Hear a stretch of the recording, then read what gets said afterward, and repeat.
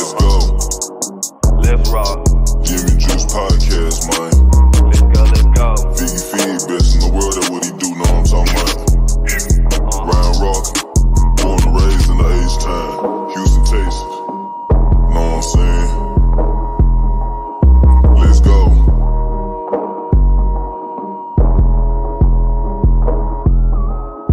Let's go in the jacuzzi, smoking threats. I got my feet up. Cut them haters off, I told them beat it. I don't need you. Spend 50 racks in cash, but it's all good. I got my visa. This rolling got them staring at me like the Mona Lisa. My ghetto vacation. I beat it like a creature. She always like my sneakers. These Jordan 5 pink aces. Let's go. I'm knocking them down, back to back in the row. He really the one. They already know. So none of my chains go put on the show. Giving out gins, sipping my juice. Counting the beans, addicted to ends. I need to back in on whatever I do. We get it in on the daily. I get it rocking like this with the 80. We really 10 toes down on the pavement. What's up? We about to see what they saying. Rockin' gym, vippin' juice. Rockin' gym, vippin' juice. Rockin' gym, vippin' juice. Rockin' gym, vippin' juice. Let's go. Gym, vippin' juice. Rockin' gym, vippin' juice. Rockin' gym, vippin' juice. Rockin' gym, vippin' juice. Go, let's go. What do you have to say to everyone who still considers the Astros cheaters?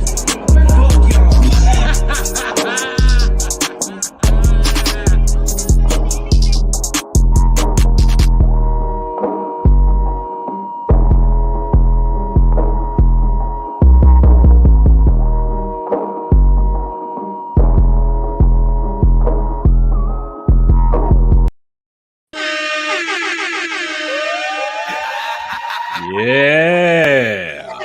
Where the bitches at? It's supposed to be the titties. Where the fucking titties and the bitches? We back. We double dipping tonight, y'all. We double dipping tonight. We just had the podcast, the interview with Seth Payne, and now we doubling up with the regular podcast, man. We're going to talk about some topics, some things that went on this week. You know, the usual regular Gems and Juice podcast tonight. So get ready, get strapped in. We're going to chop it up, talk about this draft, talk about those NBA lottery, talk about the NBA playoffs, talk about whatever bull jive that went on this week. I'm stealing that from Shannon Sharp, I know. Oh, you got some of Ja Morant, that whole thing too. Now I'm thinking about that. So a lot to break down this week, man. A lot that went on that we got to get into on this podcast. What up, Mark Nash? See you in the YouTube comments, man. Appreciate it. Glad to have you here, man. Yeah, a lot to break down, man. A lot to talk about. But first off, let's do a wellness check, man. Figgy, how you been?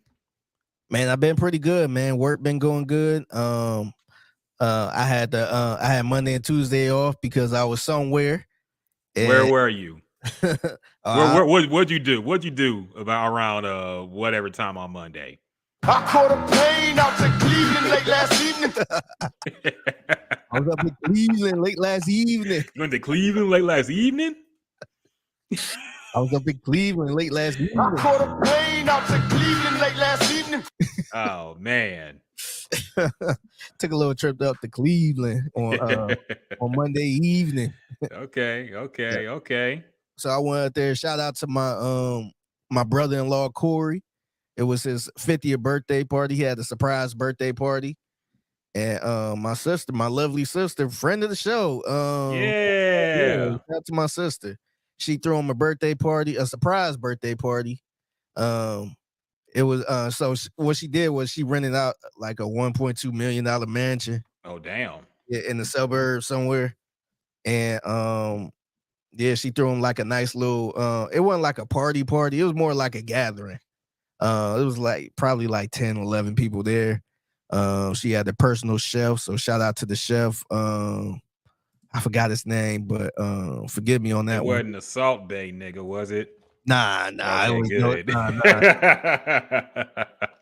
That dude, was he feeding you mouth in your mouth? Feeding you meat in your mouth, man? Nah, nothing like that.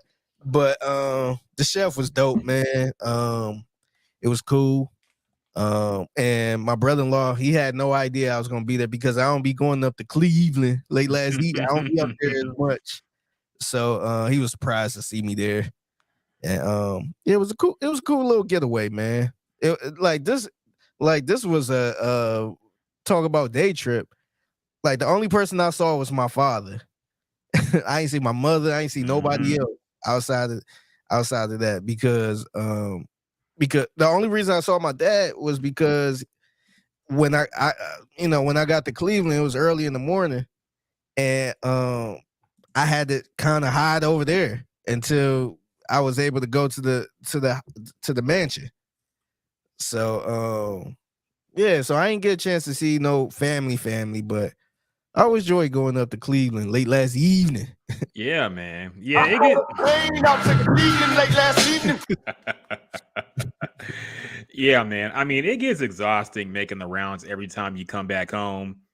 Sometimes you just got to keep it friends and family or just family for whatever event you're going for, and then wrap it up, man. Yeah, So. it's tough, man. It's tough, and still, man, I had to make a couple text messages and explain that I wasn't there to kick it or nothing like that. Yeah, just wasn't a vacation, man. Yeah, my sister bought the ticket, so I could, how would that look if I was, she got me the ticket to go there, and I'm all over the place. Yeah, so yeah, so I feel you, man. Cool little getaway though, man. I enjoyed it. That's dope, man. That's dope. Miguel, what's up, Miguel? See you in the YouTube comments, man. Public enemy number one.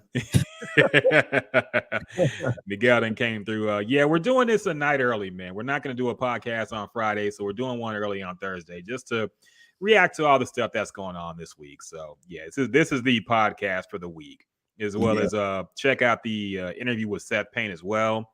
That's also up on YouTube and on the streaming stuff. So make sure y'all check that out. Great discussion with our good friend Seth Payne. Co-worker, man. That's our co-worker. Yeah. 10 years deep, man. We mob ties over here in 610, dog. I know. So we love each other over here. Oh, hell yeah, man. It's mad love. So let's just get into some headlines, man. It's probably gonna be a quick little podcast because we've just been talking for about an hour and 30 minutes already. So we're gonna make this one quick, just talk about some topics and things going on and whatnot. So here goes Miguel hating on somebody already. The general weak AF for talking down to Seth. Yeah, we talked about that. We talked about that with Seth. So a little backstory is and we'll get into more of this. So the Spurs end up getting the number 1 overall pick. So they gonna get Big Vic. They gonna get Win. And John McClain said he's happy for Greg Popovich, and and he's just rooting for another team in Texas. And a lot of people feel like you should be rooting for the Spurs, man. And I totally get it, man. Like I get it's one big state, but that's another team that been kicking your ass for years, man. That got a dynasty. So I think Payne and Pendergast is trying to explain that to him, or specifically Seth Payne was trying to explain that, and John McClain pretty much said you weren't born in Texas, so you don't understand. You're not from here. You ain't from these parts. Side note, man, I hate when people do that, man. Like people, like it seems like because people do that to me too whenever they disagree with something I said, and they say, "Oh, you ain't from Houston." It's true. I'm not from Houston. I only been here for 7 years, but sometimes you can kind of get a grasp of what's going on in the city and how people feel.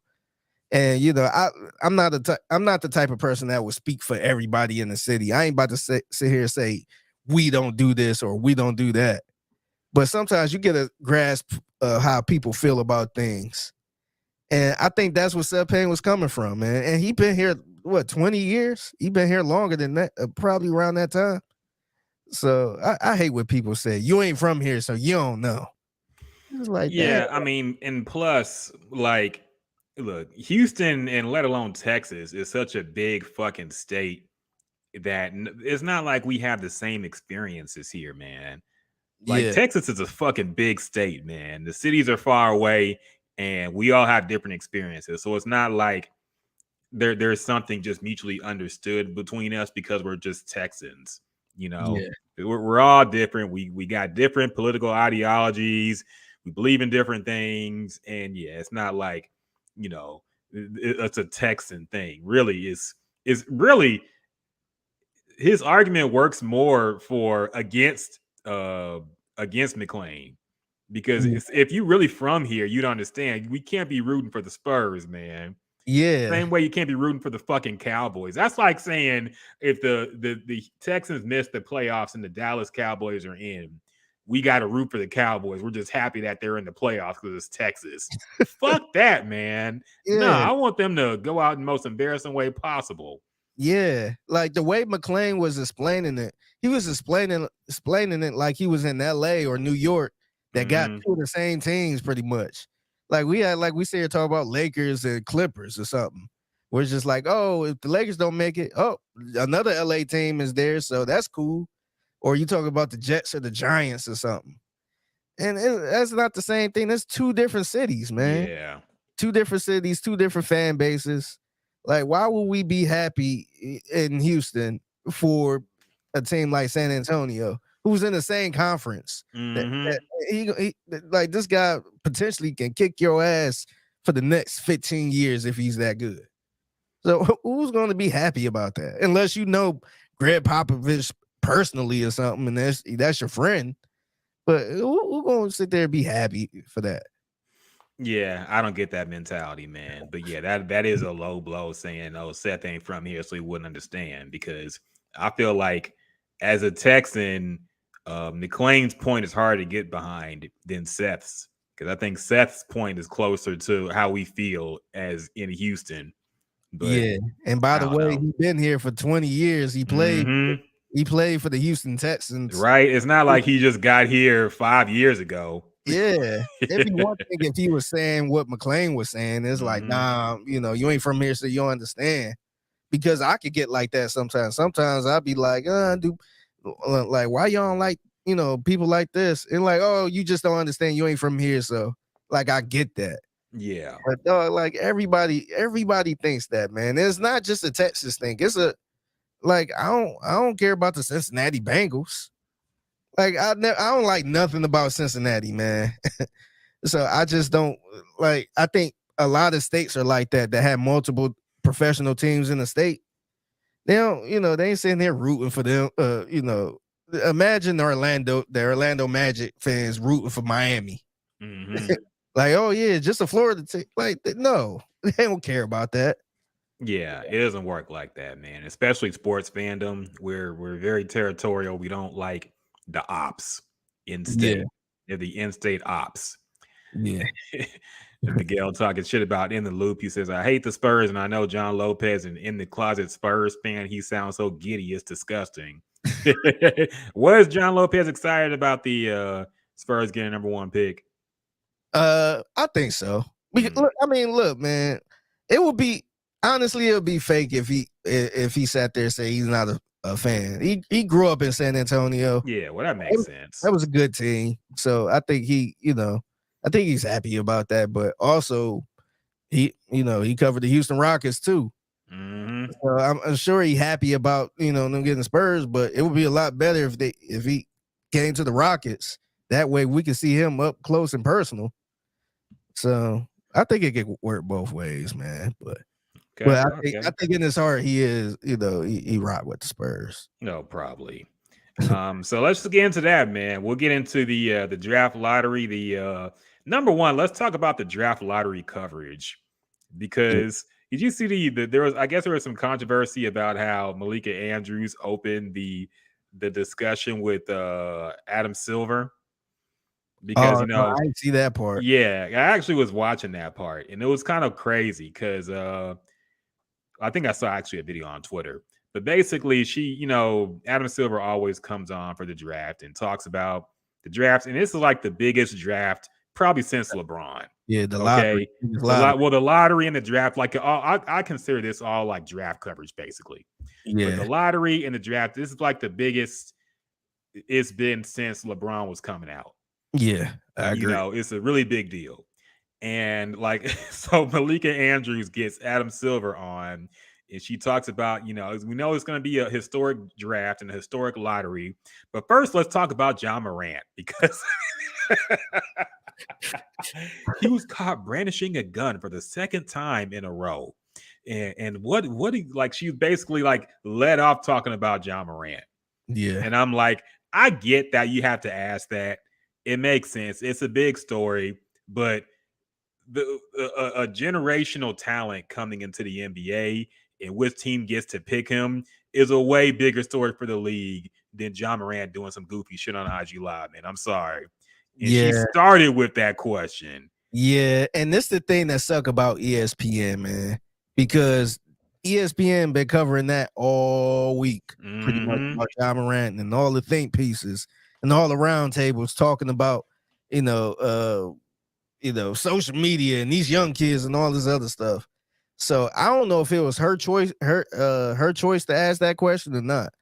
But to me, it seemed like it was so ESPN to try to bring him into that discussion right at that moment. Yeah. Like honestly, like some people feel like she had to ask him about it. I don't think so, man. Look, I was not thinking about Ja Morant during this night. Mhm. I was thinking about Wemby. I was thinking about the Rockets getting the number 1 overall pick. And I'm sure the other teams was thinking about getting the number 1 overall pick. The first thing, I don't want to hear about no damn Ja Morant. I feel like that was an ESPN move to try to start off with the headlines. Like if I something, think it was her because I feel like she's a journalist. I feel like she could have asked whatever she wanted in the order she wanted to. I don't think they gave her commands like you have to make sure you say this first. I think just given her track record, I feel like that was a Malika Andrews call. I feel. that's But, fair. That's fair. yeah. The only thing I would say is if this was another station, let's say this was like CBS or some random station. Mhm. I don't think they'd be asking anything like that. I think it probably keep it strictly, draft and Wemby Yeah. and stuff like that. But no, I agree with you. I think she is the major part of this question. So I just thought that was really interesting because yeah, like I said, I think you have to ask it just because they had a whole thing when he first did it, but it didn't have to be the leading question. That shit was goofy. Yeah. So, but anyway, let's get to the draft results themselves. As y'all know, the San Antonio Spurs ended up with the number 1 pick, Hornets number 2, Trailblazers number 3, and the Houston Rockets fell to number 4. And I mean, at least we're on the Pistons, who had the worst record in the NBA and got the 5th pick. Yeah. So yeah, it's dark days, man. San Antonio is gonna get Victor, and we are on our knees in the fan base begging for that old thing back, begging for Harden, begging for anybody. I've seen Ja Morant. Miguel ask, who would you prefer, Ja or Harden for the Rockets? I mean, I 100% would take Ja Morant. Me too. I mean, look, what he did was not fucking 9/11 part 2, okay? Like, we'll talk about that in a little bit, but yeah, I would definitely take Ja Morant. Ja Morant is younger. He has much more of an upside, and yeah, I would definitely take Ja Morant. Yeah, But I doubt they're gonna trade him. yeah, I don't think so. And right now he didn't break a law. Hmm. He didn't break a law. To me, I thought it was it's funny because you got some people saying, nah, he's gonna be out the league before the end and he gonna cause all this trouble. I'm like, damn, like Kevin Porter Jr. got caught with some guns in the car. And actually, I think he ended up beating the case or something. I forgot what happened. But he actually got in trouble, like legal trouble in Cleveland. And they took him in with no problem. Like, look, I ain't saying what Ja Morant did was right or anything like that, but I think it's a little crazy how they talking about he could be. I forgot somebody said 50 games or something. Be suspended for 50 games. It's like, damn. Yeah. Like that's ridiculous, man. Because people did more heinous stuff and haven't been suspended that long. Yeah. We'll see. We'll talk about that as well. But yeah, do you have any general thoughts on number one? Do you think Victor is going to live up to the hype? Because, like I said, we haven't seen hype like this really since. I mean, Zion got quite a bit of hype, and I think we can safely say we're wrong about him at this point. Yeah. I don't know how much more basketball he's going to play, But I mean, I haven't seen it ramped up this high since LeBron, probably. And Yeah. even LeBron was more because LeBron, they were airing his high school games. I didn't see a lot of Victor Wembanyama games on ESPN. Maybe they were airing them and I missed them. I don't know. But Yeah. I mean, they were airing LeBron high school games in prime time. So, Yeah. But even with Victor, like just watching the highlights of his game is kind of it's very 2K-ish. yeah. Like just imagine just playing 2K, creating a 7'4" point guard or something. Point guard, shoot threes and dunk and all that. That's what it looked like. Like this is the first time ever where I saw somebody shoot a three, missed it, and just go up and do a tip dunk. Like dog, like you never like who have you ever seen shoot a three and they go get the rebound and just dunk it? Like that shit is crazy, man. But to answer your question, I think he gonna be pretty good, man. I know a lot of people keep saying he's frail and skinny and all this other stuff. I felt like we might be past that stage because I know back in the day, the very skinny players didn't really make it that much. But somebody like Kevin Durant kind of beat the odds with that. This dude never gained weight. Yeah, Steph Curry too. Everybody thought he was gonna be too frail. Yeah, so I think we in a day and age where the frail can make it in the NBA. Now, if this was the 90s, then that's something totally different. But the way the game is played now, I think he'll be all right, man. He seemed like he got a lot of skill, so I think he'll be all right. But as far as the Rockets getting the 4th overall pick, man, I think that was a huge disappointment, man. Yeah, definitely. They've been probably the worst team for 3 straight years, man. If not a close first or second, and you get the 4th overall pick, man. To me, like I know a lot of people hyping up that what's his name, Amen Thompson or something, one of the Thompson twins. At that, you might as well just trade the pick, man, and get somebody really productive. Because like you out of like it's one thing if you didn't get the number 1 overall pick, you miss out on Wemby, but at least number 2 you had Scoop, who was there. That would have been a fine deal too. Like I wouldn't been complaining about that. 3, like at least, and now this is where you start stretching a little bit. 3, you had to do. I think Brandon Miller, who played for Alabama, who had some off the field or off the court issues, but people were saying he was probably the best player outside of the 2 obvious. I would have been fine with that. But you had 4, man, like that's literally a roll of the dice at that point. So I don't know. If it was up to me, I would try to trade that pick for Jaylen Brown or something. I would try to get somebody that's good. I would try to move out of that pick, man. Yeah, I mean, might as well at this point. HRW says ESPN aired several G League Ignite games. Yeah, I do remember seeing Victor in some games on ESPN. But like I said, I just don't know if the hype matched LeBron, because LeBron, the hype was just unreal. And they were posting some videos, man, where they were comparing this motherfucker to Wilt and Kareem, like from in high school, dog. Yeah, shit.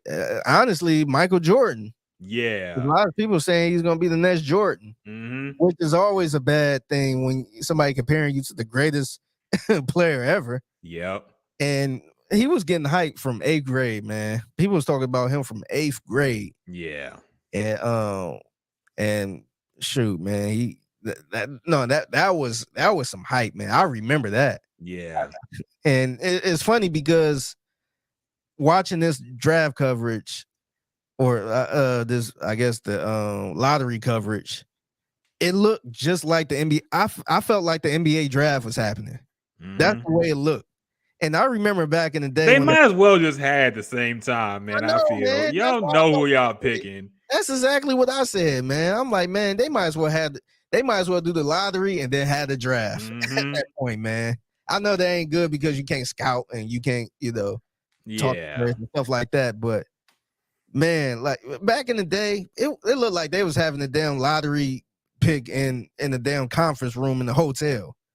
It was just like some random little tables, a little card on the table with the team name.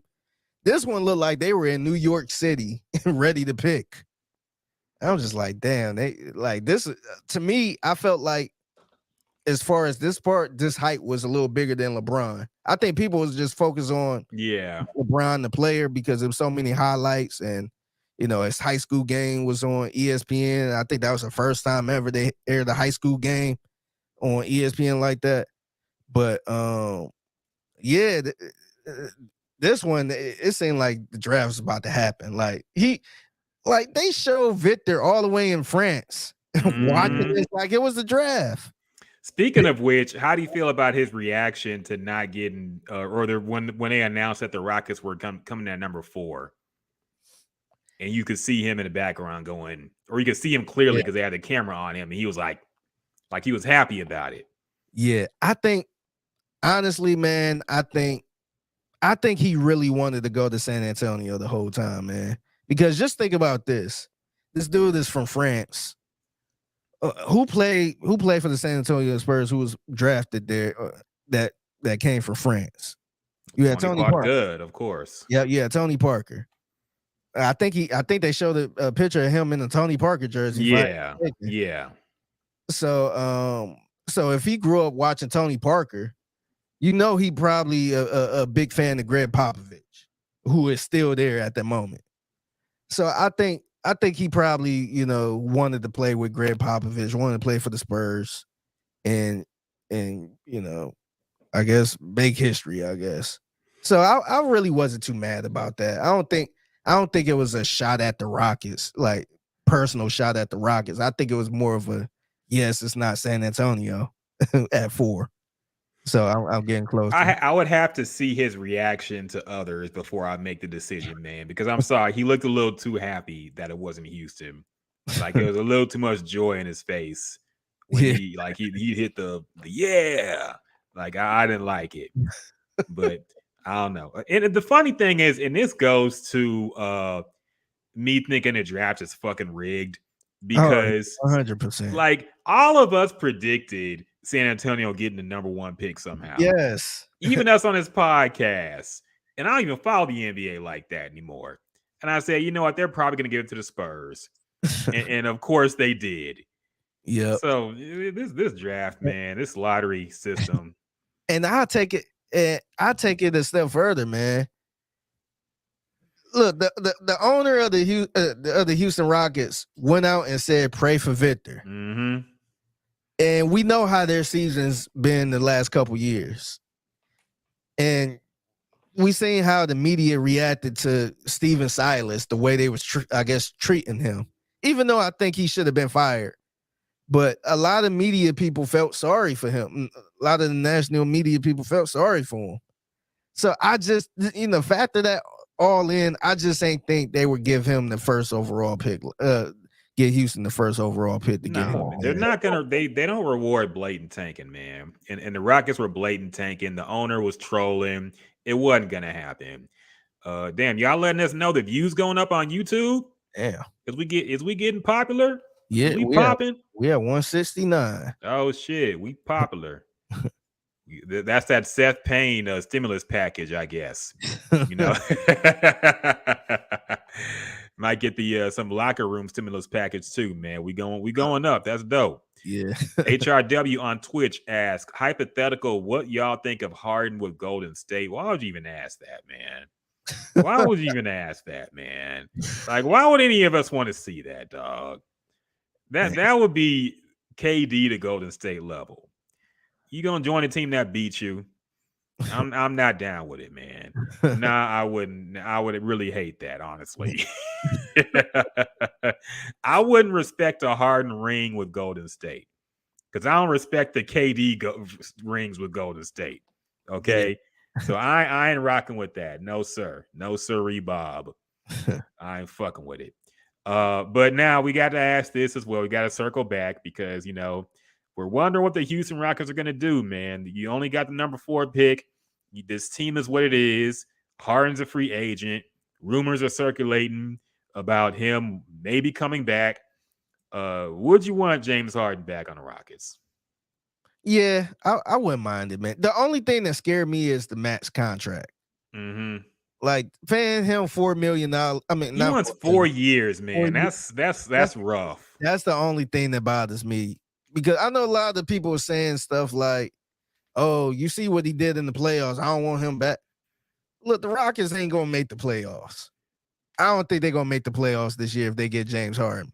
But you'll get better point guard play from James Harden than we did the past 3 years. Mm-hmm. So I will be good with him being on the team. The only problem I have is the 4 years, man. I just that would be tough paying him all that money. And shoot, I want to say by the time his last year is up, he'll be like 38. Mm-hmm. And is James Harden still gonna be balling like he is at 38, or is it gonna be like a John Wall situation where you just got this dude that's eating up all of this money that you don't even want on the team or want to play anymore? That's the only issue I have with it. Yeah, and then would he gel with this team? I don't see them winning if you just add Harden. So you'd have to get a lot more pieces. Like, how would that affect Jabari Smith and Segun's development? I don't know. It's too like, look, man, we've been there and done that, dog. Like, I understand Rockets fans they want to win again. They want to be in the playoffs. And I understand the frustration, but I just don't see how things are going to be any different if Harden comes, or not just worse. You know, our ceiling being the Western Conference Finals where we get beat bad. So I don't know, man. Like I said, we've been there and done that. He had his run in Houston. I think he's just going to be on the decline in his career from now on, and I just don't know if it's worth it, man. I'm not down with it. Like I said, I would easily take a John Moran if they actually wanted to trade him. I doubt they will. But James Harden, nah, I'm cool on that. We've been there, done that, like Dre said. Yeah, my choice would be get somebody else. Like I don't want James Harden to be the first choice. Would you want Dame Lillard here? I would be cool with Dame Lillard here. The only thing I have issue with is like, what's the direction? Like, is he the only? Is that the piece and that's it? Or are you trying to work some stuff up where you actually be competitive? So I would be fine with Dame Lillard. I don't know if you want to come here, but I would be fine with Dame Lillard. The move I want them to make is trade for Jaylen Brown. I think Jaylen Brown is really good. I think he'll fit well. He played under Udoka. So I think they need somebody like that over at James Harden. James Harden, who wants to come back but wants the max, which is crazy. Yeah. But I want to make moves like that. We seen what James Harden is. So what's the point of trying to go back to that and pay him all that money? Now, if he want to come here on a 2-year deal or something like that, I'll be cool with that and make some more moves. But I'd rather, my plan A for me would be try to trade for Jaylen Brown, and I'd rather pay him than James Harden, and then a couple other moves. Like I don't want to move backwards, man. Like the James Harden saga, I just don't want to repeat it. Miguel says Segun would average 25 with Harden, Lob City. Yeah, man, I don't know about that. I do want to get James credit on that. He know how to pass out the ball. That's true. So I think he would make a lot of people around him better. I just don't know if that will make the team even better, because I think the team will probably win maybe more games than what they won this past year. But in the NBA, what do that even matter if they get to 30 wins and still not make the playoffs? So that'd be my only issue. And of course, you ain't gonna get to James Harden for 2016. You ain't gonna get the MVP James Harden. Yeah. So that would be my only issue. Of course, I mean it'd be a lot better watching Rockets games than it was the past couple years. But is that really going to take you over? Is that going in the right direction, or is that just treading water? Yeah, yeah, yeah. I agree with you. The franchise needs some direction. We need a game plan. We can't just be, bring James Harden in and let the dice roll where they may. I don't know. I don't know what the plan is. I don't know. It's tough right now for the Houston Rockets. They got a lot of decisions to make. Are they going to keep the pick? Are they going to trade it? I don't know. We'll see. Hopefully, this new leadership, this new head coach can figure something out. But I don't know. It's rough. It's a rough time for basketball fans in Houston. Yeah. So, especially with the Spurs getting the fucking number 1 pick and getting Victor. That's nasty. Yeah, Greg Popovich ain't gonna retire at all now. How old is Greg Popovich now? He gotta be like damn near 80, man. I thought he was supposed to retire a couple years ago, man. I thought so too. He's been teasing it. He's 74 years old. No, just that. So will he? Yeah, I think he might. Like, this is a good opportunity for like one of somebody under him to get moved up. Yeah, because is he gonna survive to develop or be healthy enough to develop this kid, man, at 74 years old? I don't know, dog. He might need to sit down. Yeah. Might be it for him. But yeah, we'll see. Another NBA / rap news. I just gotta talk about this damn Ja Morant shit, man. We gotta talk about Ja Morant got caught with the Glock, with the blicky, with the stick, with the whatever you want to call it. He got caught with a gun, man. He was I guess his friend was on IG Live, and I don't even know how this shit was found because I don't think barely anybody was watching it.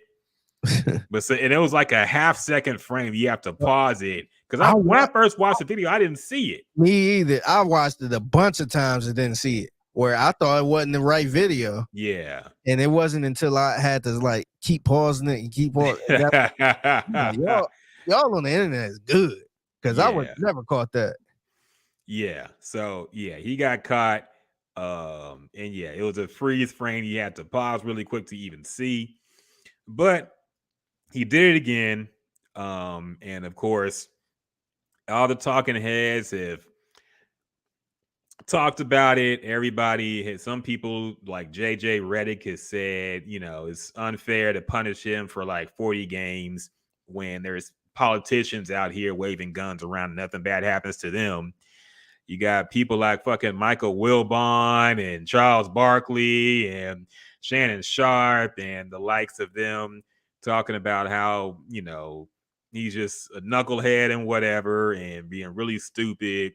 And his Wilbon's son won't wear his shoes no more. I don't know, some goofy shit, whatever the fuck these old niggas were saying. There's been Nick's reception. I think everybody admits he fucked up. But as far as how much he should get punished, it's been a matter of debate. So he did release a apology that sounded very Chat GPT-like. So I don't know if he actually, or even if anybody on his team wrote it. But we'll see what happens. What do you think about this whole thing, Figgy? What are your thoughts about this Ja Morant shit? Do you think he should be banned for life? Or do you think he should, I don't know, be able to exercise his Second Amendment right to bear arms? Man, I think it's getting out of control, man, what people think should happen to Ja Morant. Do I think he's stupid? Yes. I don't understand why he's going around carrying it. People like that should not be going around carrying good. They should have some goons or some security that's holding it down. He should be clean as a whistle. So I think that's dumb by itself. Also, I think it's dumb for him to like. Why is you up in a blinky on camera like that? Like, that's not the first thing I'm doing. But to me, I felt like honestly, look, man, if he was in his own house, I don't see what's wrong with that. Maybe he's registered to carry or something like that. He might not be. I don't know. But what's wrong with doing something like that for a video? I don't think that's against the law. I think it's stupid. I wouldn't do it, but I don't think it's against the law for him to do that. But on the other side is he's playing in the NBA. So you know, it's a lot of stuff that we can do and it's no big deal, but you can't do it if you're a star NBA player like that or any NBA player. So it's not a good look for the NBA to have star players like that flashing guns and, you know, looking reckless like that. But to me, it's ridiculous when people saying he need to be banned from the league or he need a 50-game suspension. To me, I think that's silly, man. Unless he gets charged with something or he get caught with a gun, that's a totally different thing. If he get caught with a gun and get into some legal trouble, have at it. But he didn't get in any legal trouble. So I just don't get why people is, you know, trying to come hard on him like that. Pause. Yeah. Yeah, man. The only reason I think he'll probably get a long suspension is because it's the second time doing it, and he made the league and the team look bad because I felt like they covered for him the first time it happened, man. Okay, they took it very easy on him.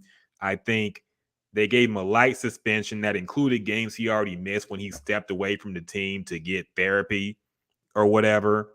And that was included in his suspension. So it was like an 8-game suspension where he only like really, really missed like 3 games. Yeah. And yeah, the fact they rolled out the mental health excuse. They did it. They gave him a whole bunch of softball questions on ESPN. Like they really carried his water for him the first time it happened, and he made them all look bad when he just did it again a few weeks later. So just for that, I feel like, and the fact that you met with the commissioner and he emphasized how serious this shit was, and you say that you're gonna do better, and then so for that alone, I understand why they might just have to send this dude a message and give him like 40 games or so. Yeah, I get that part, but like I said, like I've been saying on this podcast, man, ever since COVID, dog, the pearl clutching in the media and in general is just too much, man. Like, I'm not gonna lie, dog. I'll watch a rap video every week with niggas waving guns and cameras, and it's like not the is not the end of the world, dog. Is it a bad look for NBA player? Yes, I admit it, but it was just the pearl clutching, the oh my goodness, it's getting a little too much, man. The Will Bond shit was just way too dramatic, I felt. Yeah. Landry on Facebook said Rockett backed off that guest last week quicker than the Rockets Twitter did Wemby. Shout out to J Bell, man. Shout out to J Bell.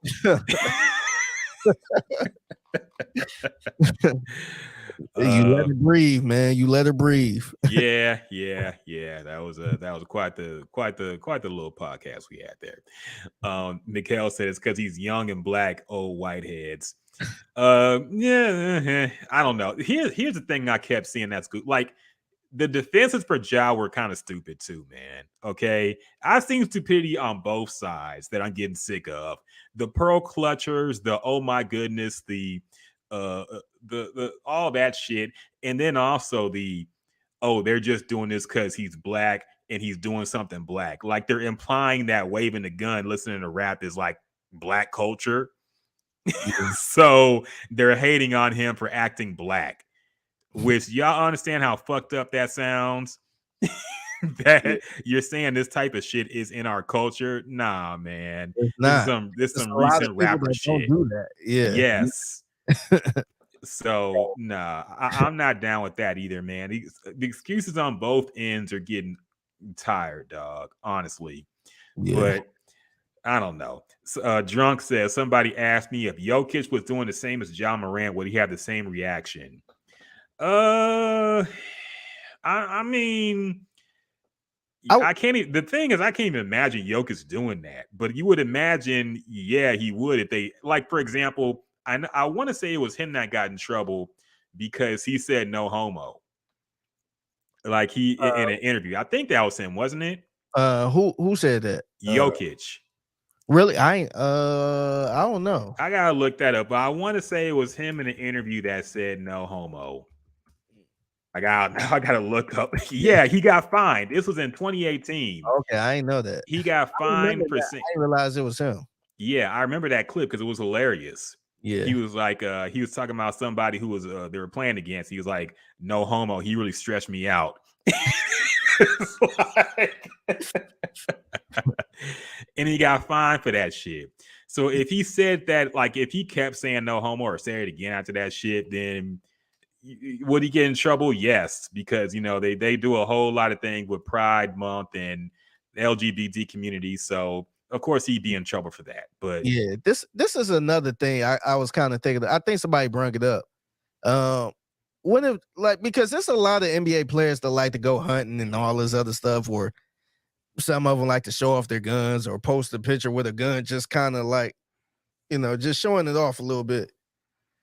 Like, when if Ja Morant did something like that, he was just kind of showing off his guns, not like in the video or anything recklessly, but just kind of like a, hey, I got this gun right here, about to go hunting or something like that. Is that a big deal? Or is it just the energy Ja Morant is bringing to make people kind of look that way? I'll say this much, man. Yeah, you can legally own a gun and you can show your guns. I feel like, and I don't want to sound like a pearl clutcher myself, but there's got to be like some proper gun safety things that got to take place when you hold a gun, man. Because there are a lot of accidental gun deaths in America every year. And a lot of people blow their heads off by playing around with the gun. A lot of kids and all that. So it's a bad look to have a dude dancing holding a gun up to his head damn near, because it'll be one thing if he was just on a range or trying to show the gun, but doing it in a safe manner versus what he was doing. So I get that part. But like I said, I don't think it was the fucking end of the world, man. Okay. Yeah, because I was just thinking about it like like I said, the Ja Morant situation is a little more reckless because he actually got in trouble before. I guess it was he was in a whole nother state that had different laws. But when if he was just at the house chilling on the couch and he just upped the pistol like, hey, yeah, look at this, hey. Like, is he like, should he get 50 games for that? Or is it just like I said, or is it just the vibe and you know what happened before? Is that the problem? I think I don't think that's the only problem, because I think if you have like a corporate, like, look, if you did that, okay, you probably get in trouble with Sports Radio 610, you know, because y'all got an image and all that stuff. So if you did that, then there will be some issues, of course.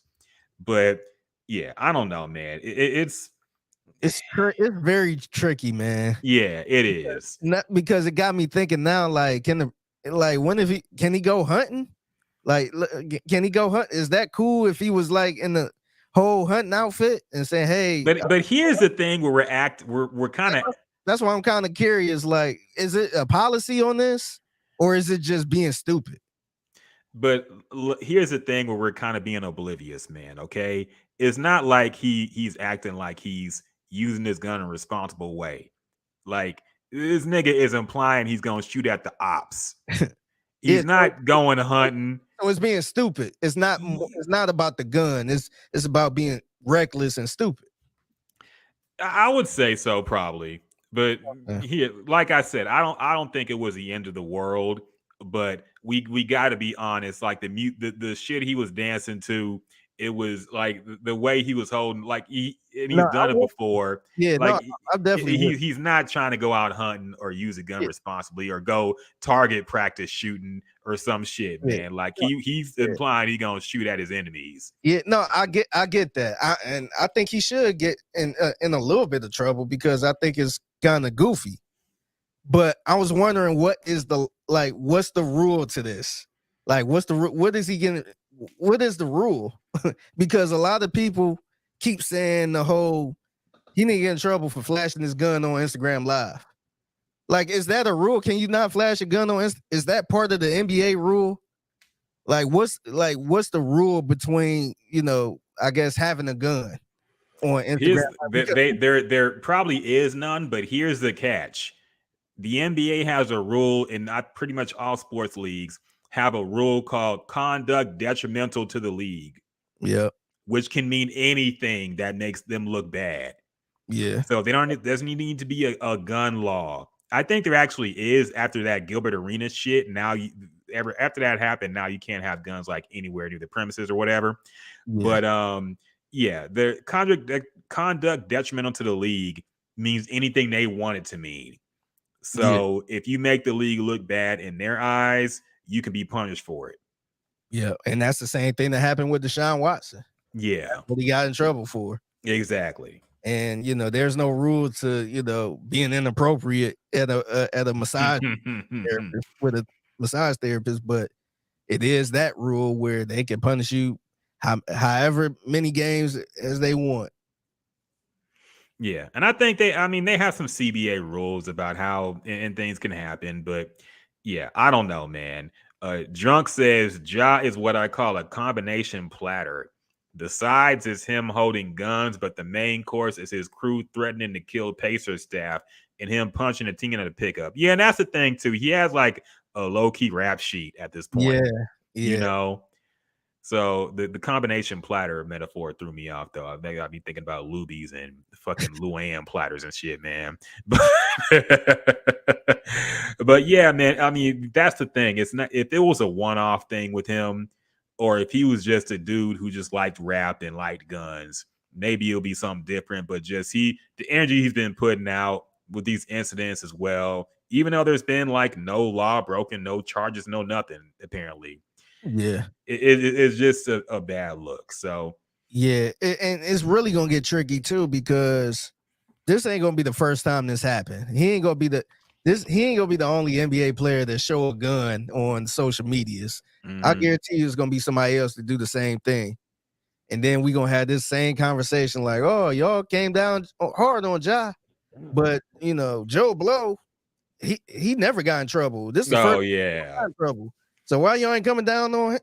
It's gonna be that type of situation, and that stuff is always tricky. But I think it's because of his rap sheet, all the stuff he's going through. So they probably is gonna come down hard on him, and probably and it's gonna look silly because it's like it was just an Instagram video, and he didn't break any laws. But I think it's more of his past, the past stuff that been happening, because it's kind of like a technical foul.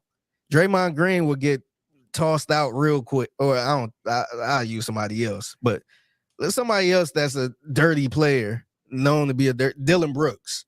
He'll probably get tossed out real quick over something that somebody else might do the same thing and probably won't even get checked or anything.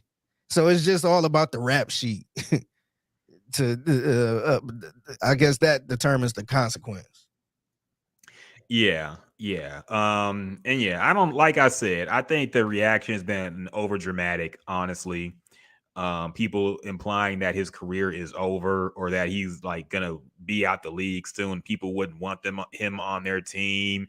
Get the fuck out of here, man. Dude's like what, 22, 23? He's 23 years old, man. Yeah. Dude has a lot of basketball left to play. And yes, it's some goofy shit, but it wasn't like he killed somebody. Yeah. All right.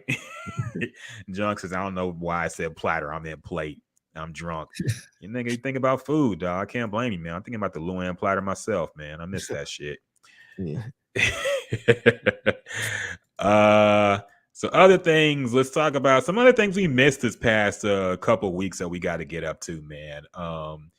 So your boy MGK is I guess he's rapping again now, man. Yeah. I guess he done crossed over and done crossed back at this point, because he released a what he calls a renegade freestyle, which of course is a rap over the instrumental from Eminem and Jay-Z of Renegade. And apparently he's dissing Jack Harlow, who just released the album. I guess he dissed MGK. No, I think Jack Harlow, I don't know if it was in a song or a statement, but he said he's the second best white rapper. Oh, okay. And you know, obviously Eminem is number one. And let me play my little drum. You sliding around playing Eminem. Nah, just Dolo. Just Dolo playing Eminem, just metaphors. Yeah, metaphors. Just metaphors. You Dolo playing Eminem. I guess Jack Harlow was sliding around with his old lady listening to Eminem. Sliding around. You slide around with your old lady listening to Eminem. But yeah, so Jack Harlow pretty much said he's the second best white rapper. And that actually sparked a little debate on social media. I mean, little debate, because I seen a few people talking about it. I don't think nobody cared, but yeah, I guess they kind of rubbed MGK the wrong way. He decided to make a diss song to him. That's, I guess he's just bored. Like, number one, MGK don't even rap no more. So, and saying you're the second best white rapper is like saying you're the second best black swimmer. So hey, let's fight for second place, guys. Let's not be the best. Let's be the second best. Let's make a diss song about being the second best. Like, you know how silly that sound. He like, first of all, Jack Harlow should have went all out and said, I'm the best white rapper. I'd rather him do that, or he could have said, I'm the best white rapper since Eminem. Don't say no, I'm the second best white rapper. Like, come on, man, what you doing, man? Stop being scared of Eminem. Right? They don't look. White rappers need the Eminem fan base, man. Here's the thing: they can't piss them off. They need the fan base as well. They need their support. So you can't piss off the Eminem fan base, man. They're deep. They've been rolling deep since '99. So yeah, they don't want that smoke, man. They done made MGK crossover into a whole new genre. I know. So here's what I'll say about that MGK freestyle, man. Like, people were acting like it was terrible. And it wasn't a bad freestyle, man. It wasn't bad. Good, man, because usually you could tell by the first couple seconds. And you know, if it's not good, if it sounds corny, you just punch out. You out. I actually listened to the whole thing. I'm like, damn, he actually rapped. Like, to me, he had some nice little lines in it, man. It wasn't bad. If you come away with that record and say that shit was ass, like, I just don't. I don't know. I don't trust your music taste, man. Because I don't trust your rap, I guess. Yeah. Thoughts or lyricism thoughts. Yeah, because I mean, it's one thing, like, you cannot like MGK. Like, I'm good with that. But sometimes you gotta give it up to people. If they rapping, they rapping. And I just don't get the hate behind that. I felt like he was rapping his ass off. Yeah, it wasn't bad, man. But that was a random thing. And that reminds me of like the petty beefs of like the 80s and 90s. Like, I was rewatching the beef between LL Cool J and Cannabis. And every time it gets me about how stupid that fucking beef was, man. Like, it started over nothing. Cannabis had a line about borrowing the mic off of LL Cool J's arm. And LL Cool J just went in on the nigga for no reason at all. So, like, shit like that is just such a silly reason to have a little beef. But whatever. I guess he just needs some attention. HRW on Twitch asks, what do you think of that new White Men Can't Jump with Jack Harlow? Did that come out? Yeah, I thought that comes out tomorrow. Yeah, I think so. Are we hate watching that, Figgy? Are we gonna watch this shit? I'm gonna probably check it out. If you watch it, I'll watch it. How about that? Are we gonna break down this movie and watch it? Yeah, let's watch it and then we'll review it next week. Okay. Yeah. Okay. Look, I think, honestly, I seen some of the previews. It don't look. This is my only problem, man. If they would have named this Basketball 101, like, just name the movie Basketball with Friends or some shit. Like, it probably wouldn't be a bad movie. We'd probably be like, damn, this is actually pretty good. It could have the same storyline and everything. Somebody would probably be like, damn, this kind of like White Man Can't Jump a little bit. But I don't think people have a problem with it. The only issue is remaking White Man Can't Jump. That's the only issue, man. That's the problem I have with it. Like, dog, like I don't know. I'm gonna watch it though. I'm gonna check it. I'm gonna give it a fair chance. I'm gonna throw my bias out and just Look, watch it. I gave Coming to America 2 a fair chance, even though I knew it was gonna be terrible. Okay. So I will give this a fair chance. I won't compare it too much to the old one. I'll just try to judge it as its own thing. I might watch the old. I haven't seen the old one in a long time. I might rewatch it just in case, but I will judge it on its own merits. But it just looks kind of corny to me, man. And I'm not a fan of Jack Harlow, period. Drunk says Jack Harlow, a Disney rapper to me. I can't support. MGK diss was fire too. He also said, every time I try to say that MGK diss was fire, people look at me like I'm tripping. Like, it wasn't bad. People were over dramatic talking about it was trash. Yeah. Like, what about it was trash, man? The dude, I mean, he can rap. And he was rapping. Now, was it as good as Eminem or even Jay-Z's verse on the original song? No. But it was a good verse, man. It wasn't bad. Yeah, he can rap. Like if you want to get into the what rap songs he made that was good, that's a whole different topic. Yeah. But right here to this point, I felt like that was a good verse. And here's the thing, and this goes back to our debate about image versus ability. Like, once people decide you're corny, no matter what you do, you're always going to be seen as corny, man. Yeah. And that's the annoying thing with people with rap fans. Yeah. No matter what you put out, if they think you're corny, and that's the thing that Freddie Gibbs goes through. You know, Freddie Gibbs is an amazing rapper, and he has great projects, but he's always in some bullshit that makes him look bad. So I think people just have it sit on their mind that he's corny. So his music must be corny too. Yeah, and I ain't gonna lie, I kind of got to the point where I feel like he is kind of corny. Like I won't let that stuff blind me of his music and his talent, but a lot of people do, and they kind of missing out on good music. But when you go through stuff when he getting jumped, he's talking shit on Twitter, he going back and forth with academics, and now there's his baby mama thing going on. It's just like, man, it's like I get why people probably don't want to listen to him. Like I kind of understand it. But I do think he got some good music. Now, I'm not gonna lie though. At the gym, some Freddie Gibbs songs come on the playlist, and I can't help but think of the Freddie Gibbs. The Freddie Gibbs hashtag just comes to my mind, man. It's tough to listen. It's kind of like Gunna.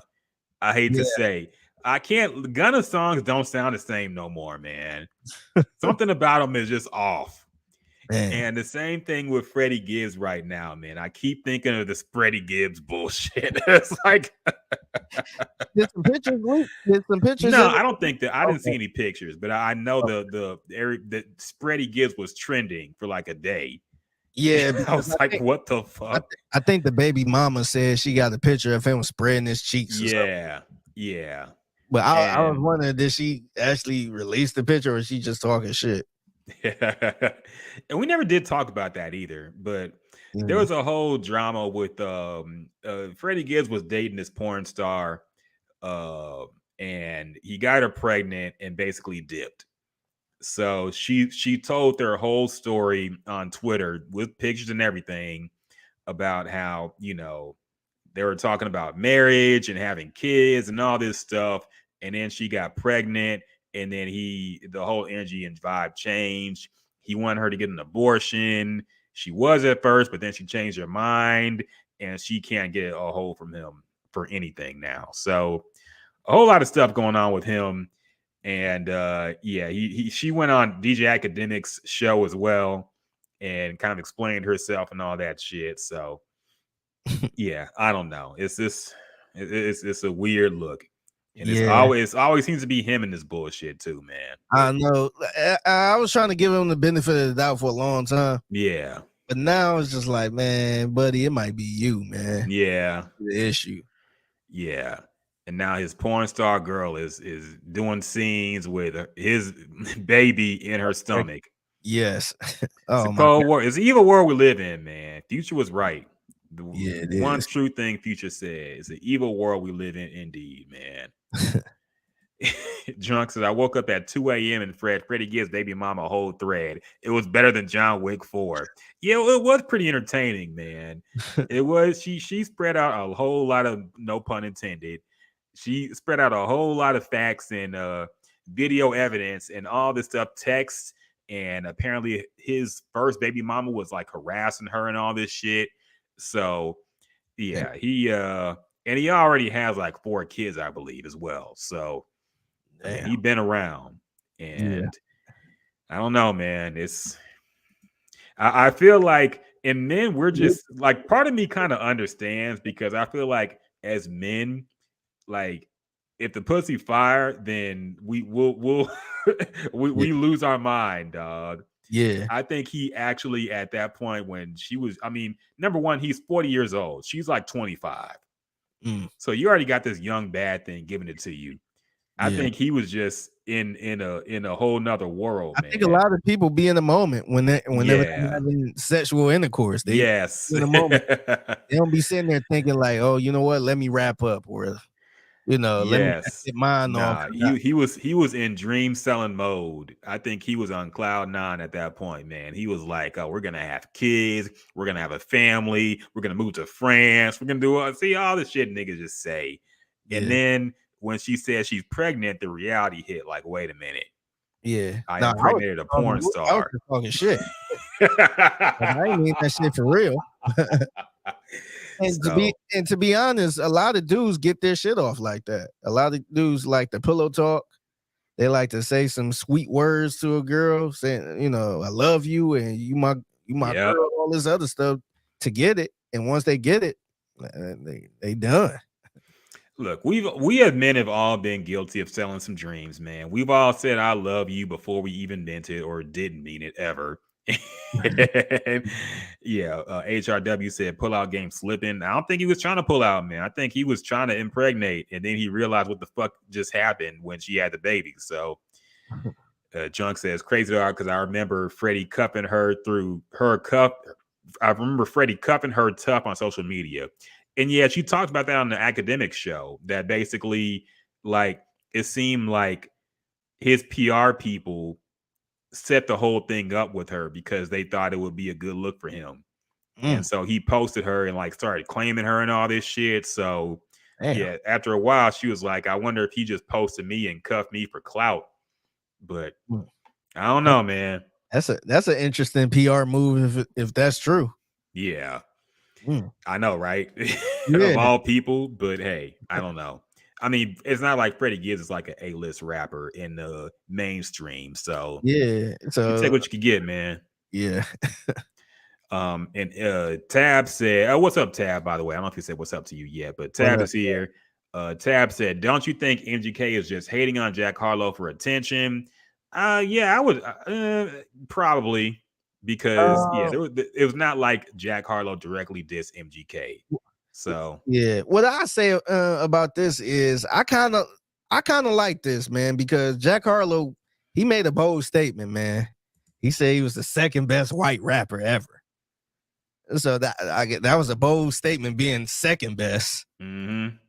And I like that, MGK didn't tweet. He didn't do an Instagram live or anything like that. He dropped a song and it was fire. I like that. It wasn't nothing like he ain't say nothing violent. He ain't say nothing, trying to expose him and all this other stuff. He got right to the point, man. So I respect that, because nowadays people say stuff and other people just go back and forth on social media and it get messy and it kind of get corny. He got in the booth and rapped. Yeah. So, I can't help but to respect that. Yeah, I think the diss record has been replaced with the fucking subtweet at this point, man. I don't like it. I like hip hop. Keep it hip hop, okay? Go to the booth. Yeah. Don't fucking tweet out some bullshit or drop just some goofy subliminal in a random song. Yeah. So yeah, that's fuck with the energy, man. That's the other thing I hate, and I think Jay-Z is infamous for this. Mm-hmm. But he don't do a diss. He'll reply in some type of song, like a sneak diss in the song. Yeah. It just be like, man, come on, man. Like it was still cool, but I think also Drake made it popular to make a hit song, a diss song, pretty much. Yeah.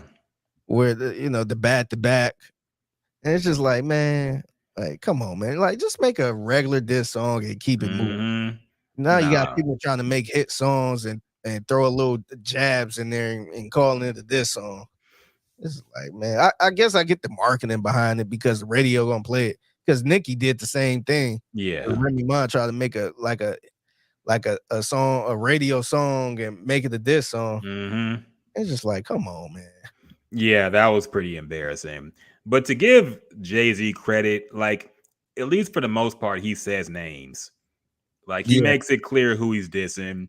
And Drake is never said a name in a song of somebody he dissed. Sometimes we gotta fucking put the pieces together like a fucking jigsaw type shit and understand who he's talking about. And it's Yeah. like, man, just say names. You can say Pusha T. It's not gonna fucking kill your career. But whatever, man. Other things that happened that we haven't talked about yet. Oh yeah, Akron's own Prince himself, Bronny James, is committing to USC. You have any thoughts about that in particular? I think it makes sense, man. A lot of people thought he was gonna go to Ohio State. Mm-hmm. And I heard a couple people saying Ohio State dropped the ball because they could have been recruiting him as a baby. And how can you miss out on Bronny? But I think it makes sense, man. Look, like he been living in LA and Cali for a minute now. That's where they live. I don't think he want to go back. I don't think he want to go to Columbus to go to school. So I think it makes sense, man. USC is fly. So just go to USC. He money ain't a thing. I think he making like $7 million in NIL deals. Yeah. So yeah, just go to the fly school because I don't think that was like a big, huge basketball. Like it's a big school, but it's not like a Duke or North Carolina or something when it comes to college basketball. But I think it's just a school in Cali. He still got the weather, so just go to USC for a year. Do you think he'll pan out in the league, man? Define pan out. I mean, do you think he'll be on a starting lineup? I don't think so. Not starting off. I don't. To be honest, I could see. At first, I didn't think he was gonna be drafted in the first round. I didn't think he was like a first round talent. I definitely don't think he's a lottery pick. I don't think he's a top 15 player in the draft. I do think just off the strength of his name and who his dad is, I do think he'd get picked in the first round. I could see somebody rolling the dice on him 16 and after. I can see that. Will he be a starting player? Not yet. I think it'd be on and off. I think I could see him being like a Austin Rivers type player. That's he's okay, but kind of bounce around a little bit. I'm kind of curious to see how the league gonna treat Bronny. I'm curious how these NBA execs are they gonna like try to force him in the starting lineup? Are they gonna force to play him? Are they gonna just release him a little bit or release? I'm kind of curious how they gonna treat him because LeBron got a lot of influence in the NBA. So I wonder if they're gonna treat him like another player or they gonna treat him like that's LeBron's son. So we need to be careful how we treat him. Because I feel like Austin Rivers, I think he's an okay player, but I feel like because Doc Rivers is a coach, I feel like he got a lot of leeway more than he should because I think he played for Doc Rivers a few times. And I'm like, man, will he be he wouldn't have been in he wouldn't have played for the Clippers if Doc Rivers was there. But he got a lot. It was literally like a coach's kid to me. Mm-hmm. So I'm kind of curious with that. Will the NBA have that same energy when it comes to Bronny? I mean, Austin Rivers is good, man. Like even when he's left LA, he was good on other teams as well. He's a good role player. Yeah, But as Bronny, I don't know, man. The best case scenario is he really works on his game and he plays really well in college. But I don't know. I don't know. I think it's too early to say, but I don't know. Like I don't think we've ever had like a huge star son be a star as well. You yeah, know, we've had people who played in the NBA have sons who are greater, like a Steph Curry and all that, and yeah, Klay Thompson, but you never had a Jordan. Like look what happened with Jordan and the Suns. You know, yeah. It's either so one or the other. exactly. But who knows? He might break the mold and be okay. We'll see. A lot. It's funny because a lot of people saying that the other son, Bryce. I think Bryce. Yeah, That he's probably gonna be the better one. yeah. He's bigger already, I think, and he's Yeah, younger. So yeah. I ain't see that coming. I'm like, damn, really? yeah. So I don't know if he don't hit with Bronny. I could maybe Bryce can be the one that take over. Yeah, there's Lonzo and LaMelo all over again, man. You thought Lonzo was gonna be the star, Yeah, and you know what happened after that. So we'll see. Tab asks, is the plan still on for LeBron to play with his son? I was thinking about this. I'm like, okay, what team would want a 40-year-old LeBron? Because that's about how old he would be when Bronny makes it into the league. And I don't know. I like what are you signing him on a 1 year deal just to have him at that point? I'm sure he'll still be playing pretty well because he's 38 and he's still balling out, yeah, unless some catastrophic injury happens. But I just don't know if any team is going to want like a 40-year-old LeBron and his 19-year-old or whatever son. It'll sell tickets. I'll give you that much. It'll sell. Maybe that's all that matters. Maybe if they could just sell tickets, some team will do it. So fair enough. yeah, yeah. I think the only team that would probably do it was probably the Lakers, Yeah. and man, for sure the Cavs. I Hmm. think the Cavs would take him back in a heartbeat. Yeah. But I don't know, man. I think LeBron when he said that he would go to whatever team that drafted his son, I think that was a little play. Yeah, it could be. You know, try to get his son drafted early in the first round or something. If his son like if it play out like I said, I think it might play out. I think he'd be fine. If his son go in the first round, period, I think he'd be fine with that. I think he was he probably was a little worried that his son was probably gonna go late in the second round or something. But if his son is a for sure first round pick, I don't think he's just gonna go to that team. I think he'd probably be sticking around with the Lakers or something. Yeah. Yeah. I don't know.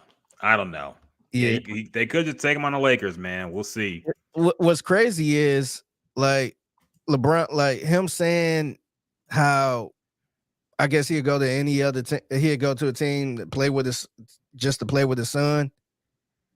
He would still probably demand some big money. It wouldn't be a thing where he's signed a veteran minimum or something. He would probably still be demanding like 1 year, 2 years, 40 million each or something. It'll still be something wild, and which I would be fine with because I'm sure he'll still be good. But just think about that. I don't think he's gonna take a pay cut just to team up with his son. I think he's still gonna go in and rob them faceless.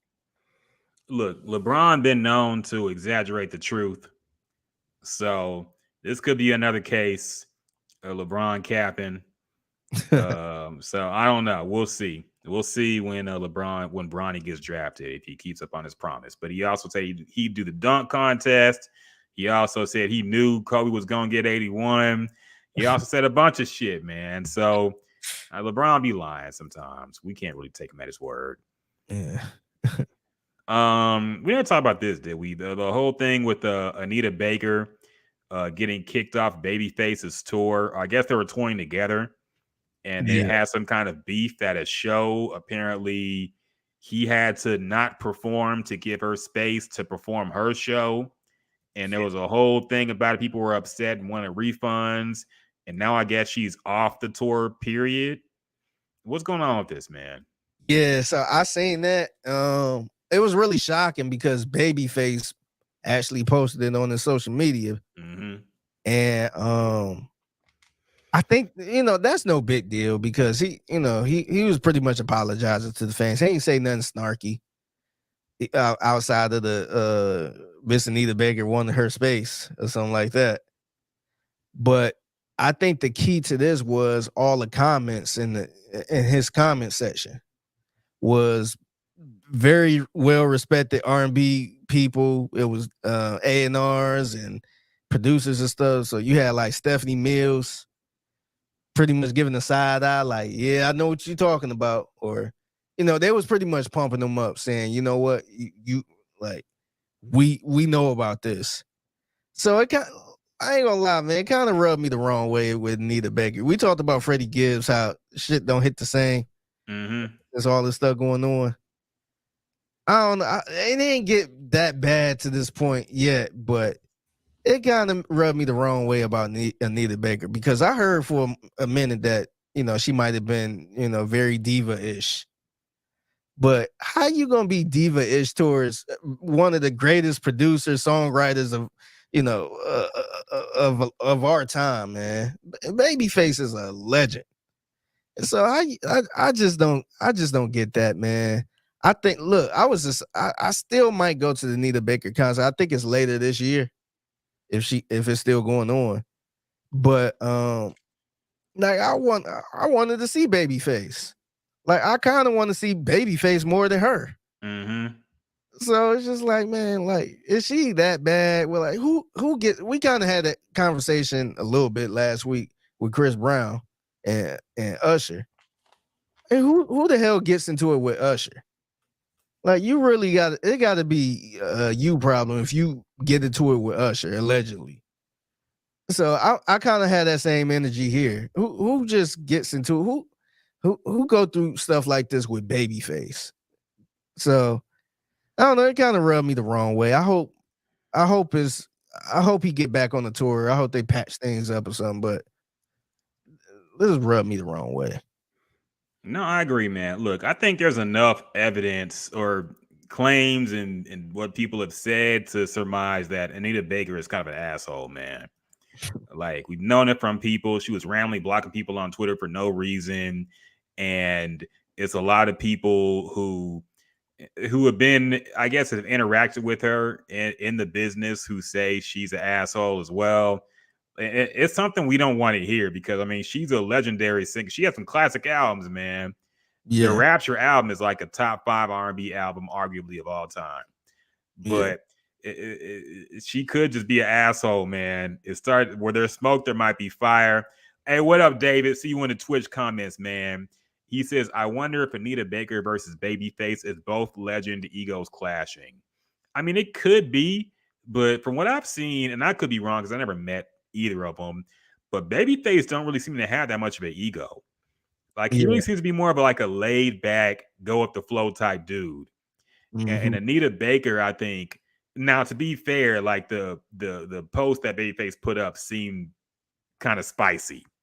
Yeah. So, and that seemed out of character for him to even say that much. So it could be something there, but I'm siding with Babyface, man. I'm sorry. I just feel like he is not the problem here. Nothing to base that on. It's all baseless speculation, but I feel like it's Anita Baker because there's been too many thoughts and people speaking on her and say she's kind of an asshole. Yeah. And very diva-ish. Yeah, and also the whole wording of she needs her space. Yeah. Perform more of her songs or something like that. Like, do you think I was about to say Scarface. But do you think Babyface is really, being that much of a nuisance on tour? Mm-hmm. Or like, man, I got to kick him. I got to kick him off to get my stuff up, or he's bothering me too much, or he's giving me a lot of issues. Do you think that's the case? I just don't see it. Maybe I'm wrong. Like, I don't know nobody either. But I just with the track record, I don't hear too much bad things about Babyface. Yeah. Yeah. And he says he was asked not to perform, which I don't know. That's I don't know. That's wild. Like, how you Yeah, gonna ask? Like, people came to see this dude. How are you gonna ask him not to perform? yeah, Okay. I'm not, I don't know who got more fans, but I want to see Babyface probably more so than Anita Baker at a me show. too. And I like both of So them, but me too. I like I would be a little more excited to see Babyface. Yeah. Just a tad bit. I'd be super pumped. I wouldn't leave once Anita Baker get on stage and Mhm. but I would be super excited to see Babyface.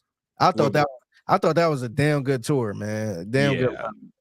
With Anita Baker and Babyface, I would treat it like the Nas and Lauryn Hill thing, where when Lauryn Hill, you don't know if she was going to show up, you don't know what time she was going to show up, and Mhm. you went to go see it for Nas. Nas put on a good show.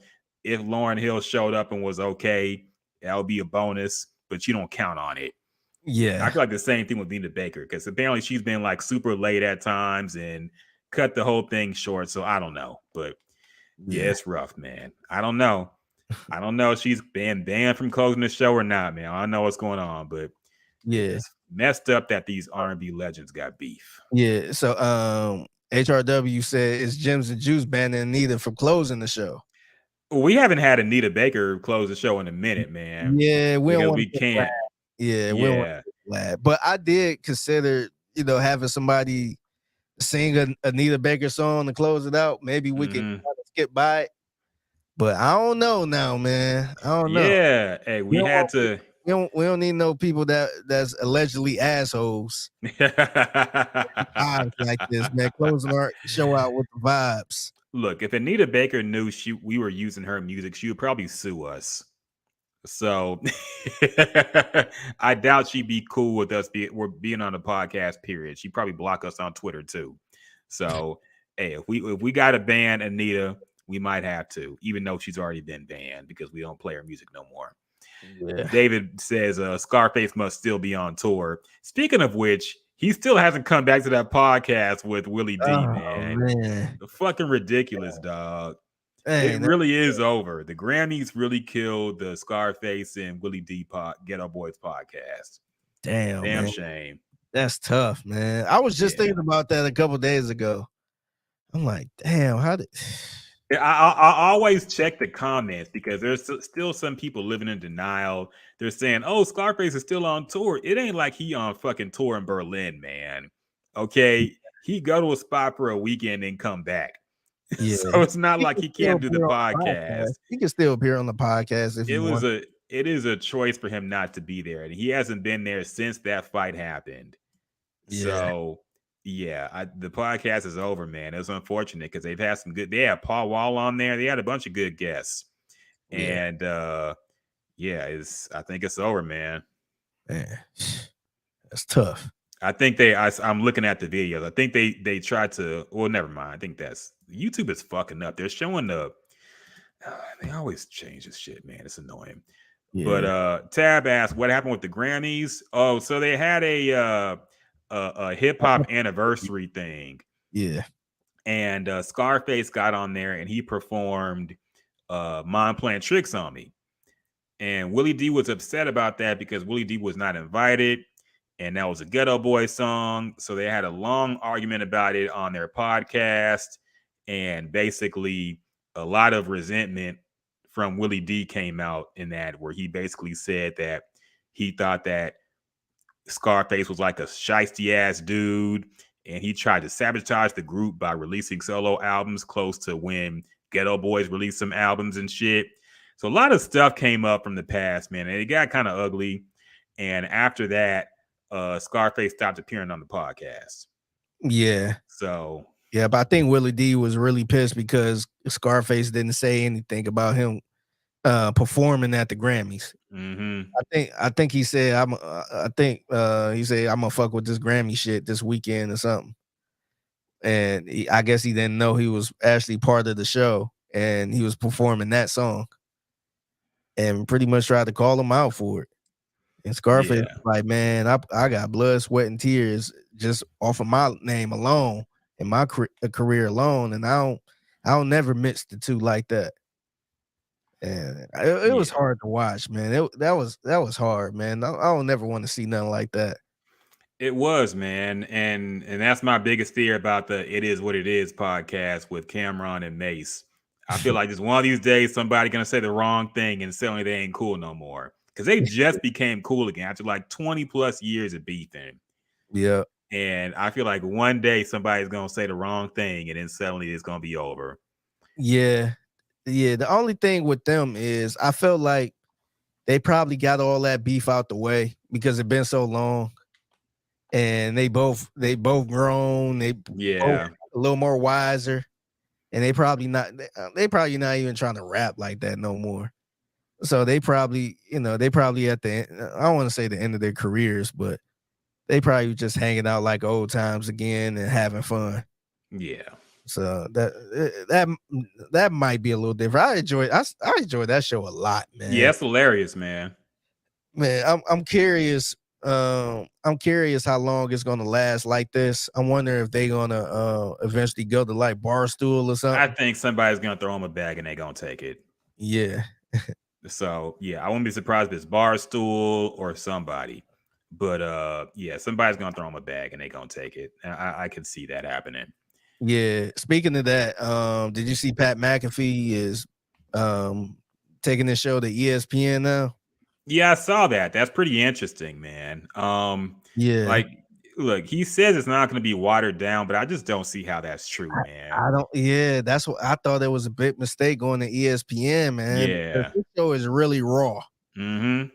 Like he had, and the one thing I did like about his show was he could have anybody on there because he wasn't tied to a network. Yep. So he'll have Adam Schefter on there. And then another week he'll have Ian Rappaport from a whole nother media outlet or state company. So I think that was the good thing about his show. It wasn't like ESPN or Fox. He could just have anybody on there. He had Shannon Sharp on there or something like that. And he did say he still got creative control and all this other stuff, which is, I think it's BS, man. I don't think, of course, they probably want to keep the show how it is, but no, ESPN got to say so in this on their platform. So how much creative control do you really have? Yeah. Like can you still bring Ian Rappaport on there at this point? Probably not. And then not just that, the fact that, like you said, like they can't, even if ESPN didn't say you can't bring anybody from Fox, nobody from Fox is going to go and support something owned by ESPN. Yes. You know, so it's already fucked up in that regard. And I don't know. Like, look, if it was the best move for him and his family, good for him. But yeah, I think the rawness is over, man. I think there's going to be more corporate. I don't think that it's going to be clean or whatever. But I feel like it's not going to be as raw as it used to be, man.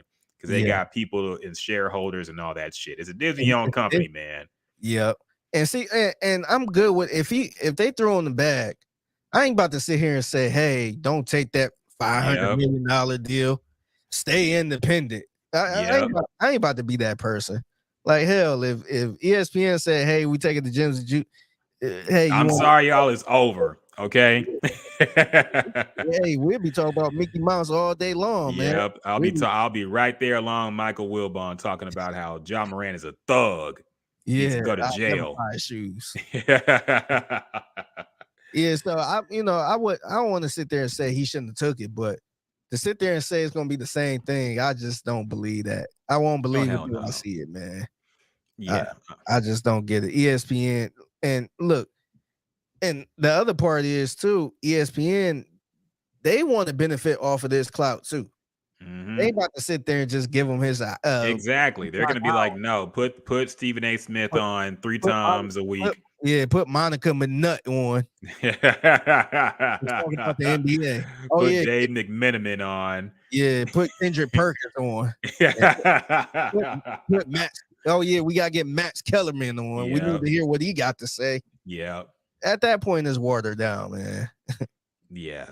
Yeah, I mean, it's unfortunate for the viewers, I guess, but like I said, if it's best for him, good for him. But yeah, it just sucks because that show was hilarious, man. But I just don't see it being the same. Yeah, I felt, and I don't know how much money ESPN offered him compared to other places, but I felt like a show like that would be perfect on like Barstool. Mm-hmm. Because Barstool, they're not really tied with anything and they can do whatever they want. You can have a Raw podcast or a show on Barstool, but maybe they wasn't offering as much as ESPN. Well, I mean, FanDuel gave him a lot of money. So to walk away from that must mean that they wanted something from ESPN particularly. Because I want to say it was like 200 million or something with FanDuel or some shit like that. Some crazy number. Yeah, I think so. Yeah. And so to go to ESPN, I doubt Barstool is going to match what FanDuel gave them.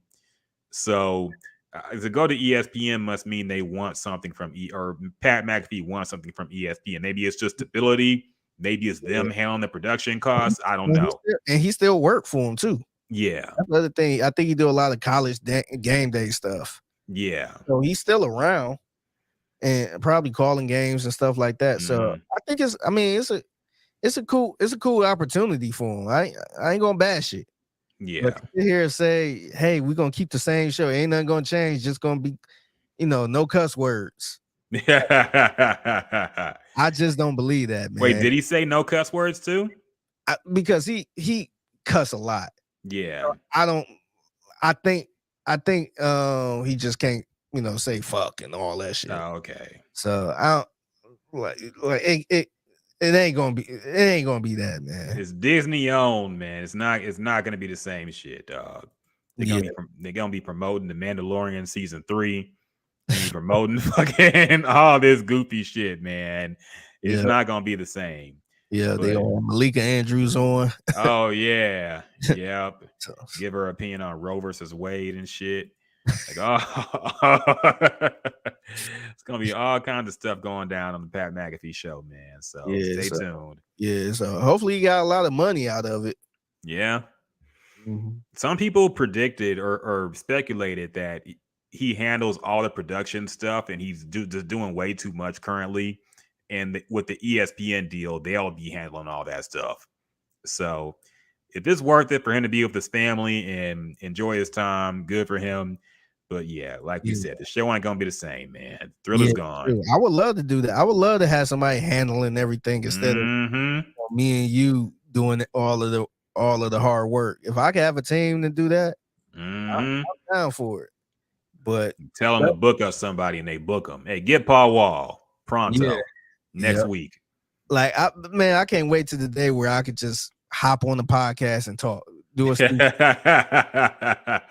like I shouldn't have to try to track guests down and create all the graphics and do the show rundown and all this other stuff. I should be able to, if it's Friday at 7 p.m., I should just be able to walk in and start the show and say, what are we talking about? I can't wait to that day. Yeah, man. That's a Stephen A. Smith dream, man. Just pop up somewhere, pop up in Vegas for a fight. Just who's fighting tonight? Yeah. Pop up in my suit. Yeah. Like, all right, hit my producer. All right, what are we talking about? Who's the fight? Yep. My brother's going to knock this man out. Yeah, that's a dream, man. But hopefully one day keep grinding. Yeah. Should anything else happen this week, man? I have to go ahead and wrap this one up. We did say it was going to be a short one this week. This short for us, at least. Probably long for any other podcast. Yeah, make sure you everybody check out the Seth Payne interview we just had a couple hours ago. Yes, it's on YouTube, on Twitter. Might be on Twitch still, but it's on streaming. It's going to be on the audio podcast as well. Make sure y'all check it out. Great discussion with Seth Payne. Like we said, we never talked to him at length before. So it's very, very funny and enlightening. So make sure y'all check that out. Appreciate you stopping by, Dub. Everybody who came through on the chat, man, we appreciate y'all running up the numbers. Tab, David, of course, HRW, Drunk up in here. Miguel, of course, Public Enemy #1. Everybody, Landry came through on Landlock. Facebook. What up, Landry? You got to get Landlock on soon. We're gonna get him on eventually, man. We're gonna get him on. He got to answer for his crimes. And so we appreciate y'all, man. We appreciate y'all. We love y'all. And until next time, I forgot peace. my little graphic. Yeah. Oh, we had a graphic. We had a goodbye graphic. Oh, yeah.